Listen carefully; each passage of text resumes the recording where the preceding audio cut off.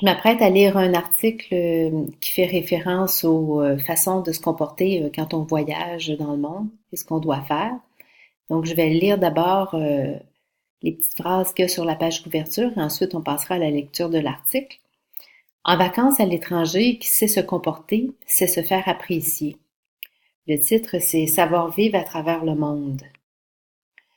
Que vous partiez en Espagne, en Australie ou en Thaïlande, souvenez-vous toujours du bon vieux dicton.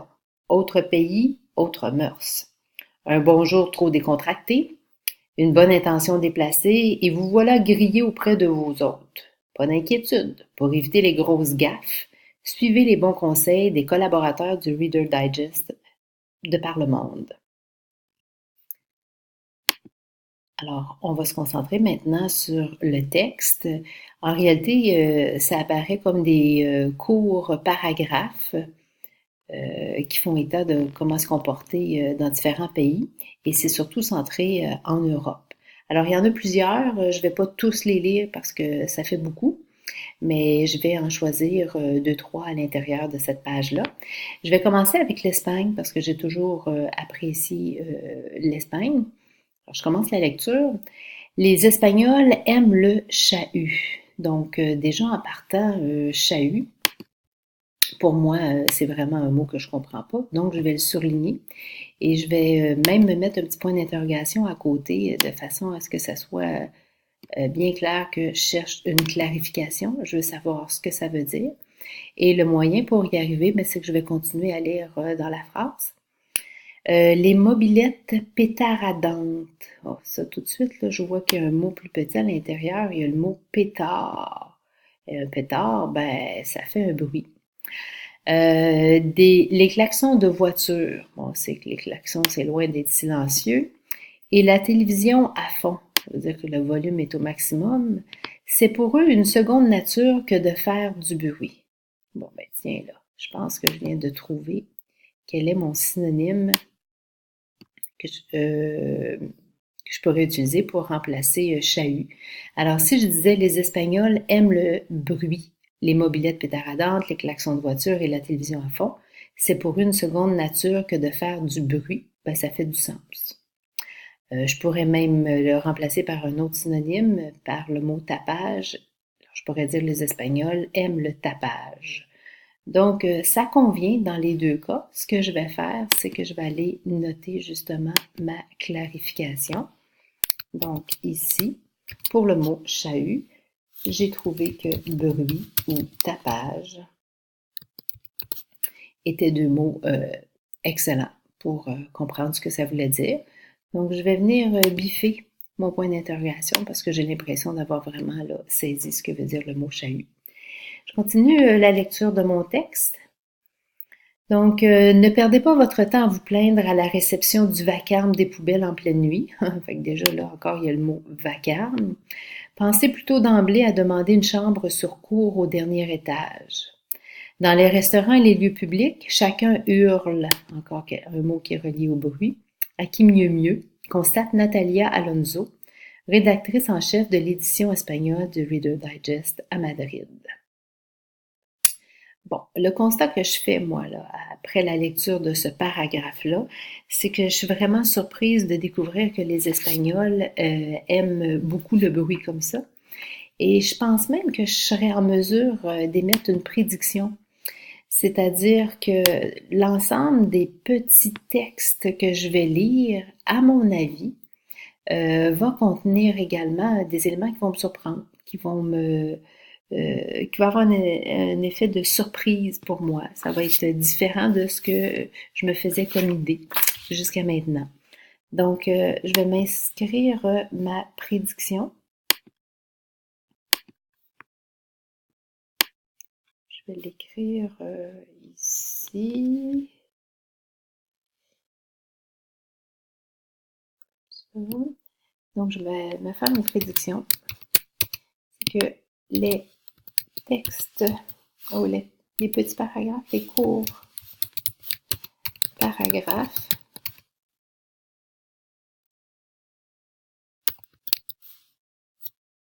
ou en réalité chaque pays, là, vont me présenter quelque chose qui va me surprendre.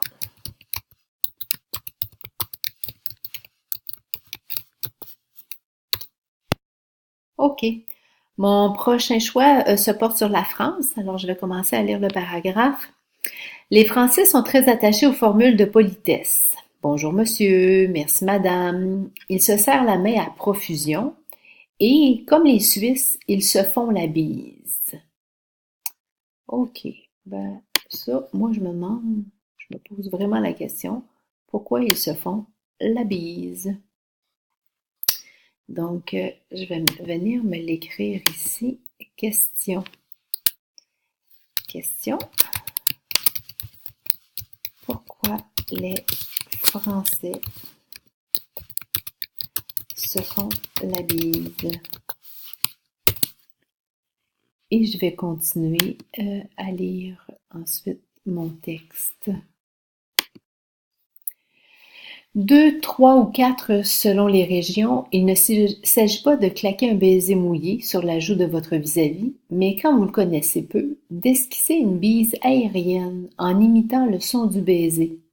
Observe Stéphane Kellman, directeur de la rédaction de l'édition française. Le contact des lèvres sur la joue d'une personne que l'on ne connaît pas très bien serait un peu trop familier. Bon, alors finalement, ils répondent pas vraiment plus à ma question pourquoi les Français se font la bise. Je suis pas vraiment capable de déduire à l'aide du contenu du paragraphe une réponse à ma question. Mais je sais, parce que je suis déjà allée en France quand même, que les gens en France ont un côté latin, ils sont quand même assez chaleureux. Ils aiment entrer en contact avec les gens de façon polie. Alors j'ai l'impression que c'est pour ça également qu'ils se font la bise. Donc je pourrais peut-être le noter à partir de mes connaissances antérieures. Donc je vais rajouter cet élément de réponse. Donc je vais l'écrire ici.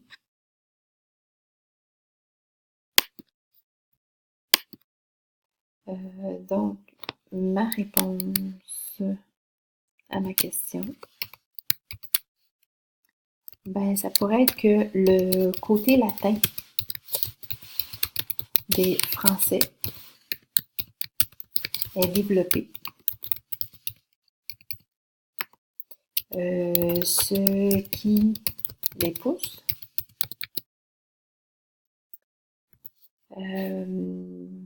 ce qui les pousse à entrer en relation avec les autres. Entrer en relation avec les autres. Avoir un côté amical. Je vais enregistrer ici, côté.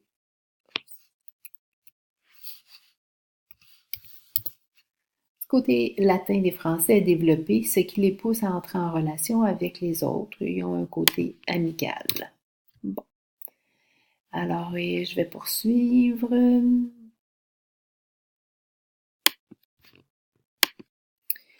Lequel pourrait m'intéresser? Ah, je vais y aller avec l'Italie. Sauf que je vais bouger ça un petit peu ici, de façon à être capable de lire ce qui s'en vient dans le paragraphe sur l'Italie. Excellent. Donc, je passe à l'Italie. Pizza, pasta, antipasti. Qui n'a jamais mangé dans un restaurant italien? Mais attention, on ne déjeune pas en Italie comme à la pizzeria du coin. Les pâtes que vous avez l'habitude de commander ne sont ici qu'un primo, auquel succède le secondo, le plat principal, une viande ou un poisson. Une fois que vous serez venu à bout du dessert, vous aurez besoin d'un café. Mais surtout, pas de cappuccino, car l'après-midi, on ne prend plus ici que des espressos, prévient notre journaliste Mario Giacchetta. Et si vous avez réussi un sans faute jusque-là, Bon, le mot sans faute. J'aimerais bien savoir ce que ça veut dire. Ne réduisez pas vos efforts à néant, donc ne gâchez pas tout en demandant des additions séparées. En Italie, on divise la note par le nombre de convives et tuto.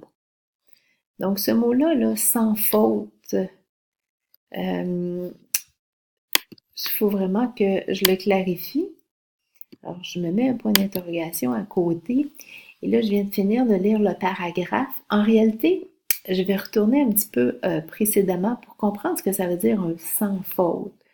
Alors, en me basant sur les indices du texte, on me dit que pour manger dans un restaurant, il y a une série d'étapes à suivre. La première, c'est qu'on doit normalement, primo, commander des pâtes. Ça, c'est la première chose qu'on doit faire. Ensuite, il y a un secondo, donc il y a une deuxième étape. On doit prendre un plat principal. Puis ce plat principal-là, ben, c'est soit de la viande ou du poisson. Ensuite, on a une autre étape. Il faut prendre un dessert absolument et ensuite un café. Mais dans le café, surtout l'après-midi, on ne peut pas prendre un cappuccino, il faut y aller avec un espresso. Alors, ce que je vois, c'est que vraiment, il y a une série d'étapes à suivre et que si on les suit toutes ces étapes-là, ben finalement, ça fait que c'est un sans faute. On a réussi à suivre comme il faut la procédure, la façon de faire qui est favorisée chez les Italiens. Donc, je vais venir écrire ici ma clarification. Donc, pour moi, un sans faute, c'est un parcours correct, parfait, finalement. Parfait, correct. Donc, ici, ce que je vais faire, c'est que je vais venir barrer mon point d'interrogation parce que je considère que j'ai quand même trouvé ce que voulait dire le sans faute. Alors voilà, je viens de faire le tour des 3 paragraphes qui m'intéressaient. C'est sûr que j'ai émis tout à l'heure une prédiction en disant que les courts paragraphes, mais en réalité, chaque pays là, que j'ai lu, à savoir l'Espagne, la France et l'Italie, qui était pour me présenter quelque chose qui allait me surprendre.